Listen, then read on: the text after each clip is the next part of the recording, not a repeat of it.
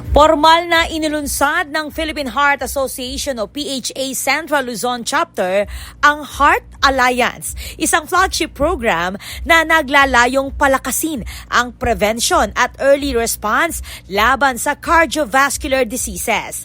Kasabay ng paglulunsad, nanumpa si Dr. Michelle Nieves bilang ika-19 na Pangulo ng PHA Central Luzon para sa taong 2026 to 2027. Siya rin ang ika-5 babae na mamumuno sa chapter. Pinangunahan ni PHA National President Dr. Aurora Gamponia ang induction ceremony. The Heart Alliance o Health, Education, Advocacy, Research and Transformation Alliance ay isang multi-sectoral initiative na magsasama-sama ng mga cardiologists, pediatrician, OBGYN, family physicians, occupational medicine specialist, dentist, local government units, paaralan, barangay at iba pang stakeholders upang itaguyod ang cardiovascular health.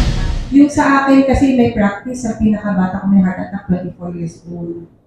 Pero yun nga yung sinasabi ko kanina. Noong unang panahon, yung mga libro na, pagbabasa namin yung mga libro, 50, 60 years old nag-heart attack. Kaya pag nag-chest pain, hindi pinapansin before.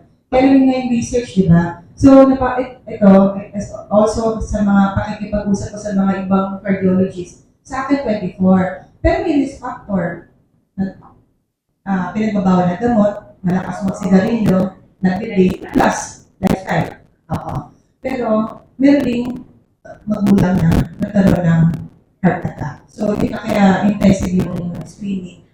Yung iba naman, may as young as mga 20s, pero again, was done with family history risk factor. So, totoo po, hindi na po ito sa bata. Genetics, familial hypercholesterolemia, and other.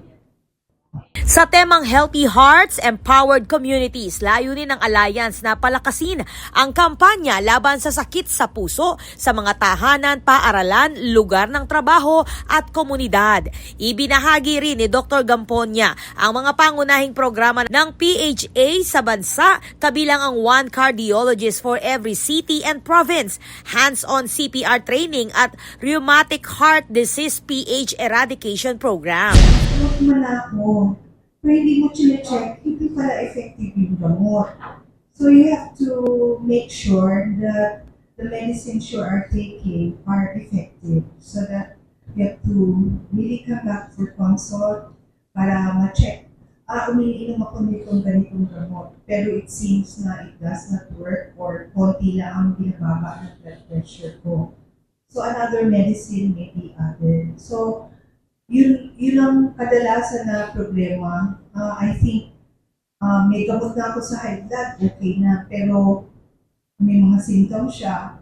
Tapos suddenly, meron na siyang kidney disease, which is effect of chronic hypertension. So yun yung, o kaya meron na siyang heart attack kasi nabarahan na yung mga vessels niya sa puso. May gamot siya pero hindi naman pala effective or baka hindi nga niya iniinom.